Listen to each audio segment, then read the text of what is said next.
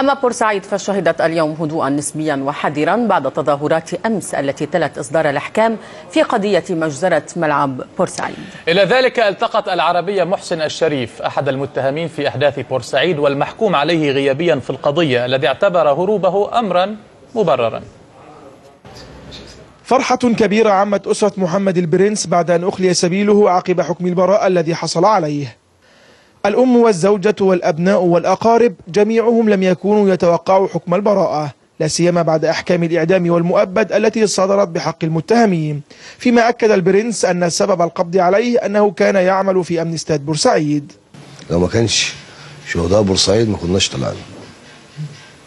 ال 45 شهيد و 45 بطل اللي ضحوا بحياتهم دول عشان ما يعرفوناش وكانوا بيساندونا، ما كناش دلوقتي قاعدين في الصعيد. زوجة البرنس أكدت أن فرحتها لن تكون مكتملة إلا بعد براءة باقي المتهمين. اسمه كان آخر اسم، فكنت خلاص مت، ما بقتش عارفة أنا بعمل إيه، لدرجة إن أنا بوطي أسجد اتخبطت في عيني، ما بقتش حاسة حتى بالخبطة. لحظة كده رحت لما نفسي وافتكرت إن معايا ناس كتير مظلومة وكلهم أخدوا أحكام، فراحت الفرحة. أما وائل الشهير بسيكا والذي صدر بحقه حكما بالإعدام، فتؤكد والدته وجيرانه أن لا علاقة له بالأحداث، وأن الشرطة زجت باسمه لأنها لم تستطع الوصول للجناة الحقيقيين. كنت نفسي أفرح به، يصحني من النوم، يديني العلاج ويديني الدواء ويأكلني، هقول له ابن انا عيله، يقول لي معلش يا ماما فيش الا اني، ويجيب لي الاكل ويطبخ لي ويعمل لي كل حاجه.